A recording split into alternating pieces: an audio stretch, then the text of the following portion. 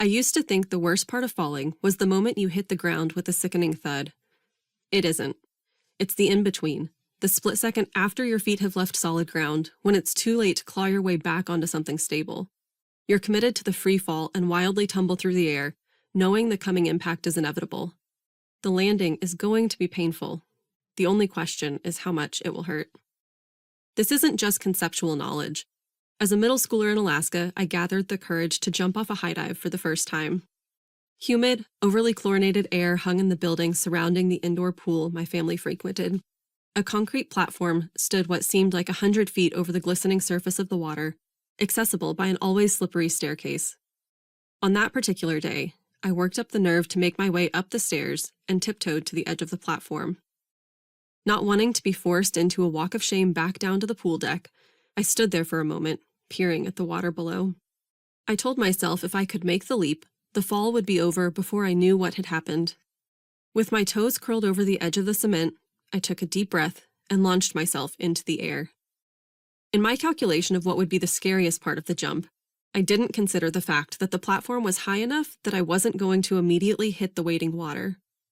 I had time to notice the stripes of colored wall tiles whizzing by me as I fell through the air. I had time to think about tightening my body in an attempt to stay upright so I wouldn't belly flop against the water's surface. I had time to know I might have made a bad decision. I hadn't thought about that moment in the air for years until I was waiting in silence for Renee to respond to my last-minute admission. She had officially been my therapist for a few weeks, but I'd only spoken to her on the phone because I was too afraid to sit across from a stranger, trained or otherwise, and share my deepest secrets. I had too much to lose. As the final few minutes of our session dwindled down, I gathered my courage and blurted, "Oh, I don't know if this matters or not, but I have a history of self-injury." I waited a beat before continuing. "Don't put that in my chart or anything. It's fine. I haven't done it in a while. It's just something I used to do." I could feel myself starting to babble as panic and regret set in, but I couldn't seem to stop. I pictured her taking neat notes at her desk on a yellow legal pad, writing in big, bold letters at the top of the page, "Cutter." The thought made my stomach turn. It's not an issue anymore. Really. I bit my lip to keep myself from saying anything else. I could sense her on the other end of the phone, patiently waiting for me to run out of words.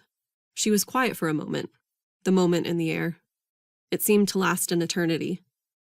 My stomach clenched and my muscles tensed as I braced for what was to come. Attempting to distract myself from my rising panic, I looked out the window at the rows of cars lined up in the parking lot, their shiny exteriors reflecting the dreary fall sky. I hadn't wanted to talk to Renee while I was at home. That felt too personal somehow. So I'd driven to the grocery store, parked at the back of the lot, and waited for our time to begin. I'd spent the first 45 minutes of our session telling her about the sudden anxiety that led me to seek therapy for the first time in several decades, describing the way it made me feel like I was choking on an orange every second of the day.